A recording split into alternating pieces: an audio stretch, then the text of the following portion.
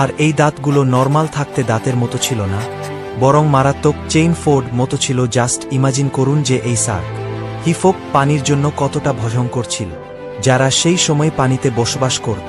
এক্সপার্টদের মতো অনুসারে এই প্রাণীটি আজ থেকে ২৪ কোটি বছর আগে দেখা গিয়েছিল, যা হয়তো তার পরবর্তী ৫ কোটি বছর আগে পৃথিবীতে ছিল। এটি তার একটা ধারণা ছিল যে এই স্বার্থে নিজের শিকারকে আমি কেটে টুকরো টুকরো করে ফেলতে পারত, আর এরা আকারেও ৩০ থেকে ৪০ ফুট পর্যন্ত লম্বা হতো। সচরাচর আজ থেকে ২ কোটি বছর আগে এই পৃথিবীতে বসবাস করত, আর তখনই তারা পৃথিবীতে প্রথমবারের মতো এসেছিল। সেই সময় সমুদ্র বর্তমান সময়ের থেকে অনেক বেশি ভয়ঙ্কর ছিল। বিশাল বিশাল সামুদ্রিক দানব এরা তখন সময় ঘুরে বেড়াত, আর সেই সময় মোসাসরাস সমুদ্রের রাজত্ব করে বেড়াত। অথচ রাজকন্যা ডাইনোসর ছিল না, বরং এরা সেই সময়ের বিশালাকায় সরীসৃপ প্রাণী ছিল। কিন্তু সরীসৃপ হওয়ার পরেও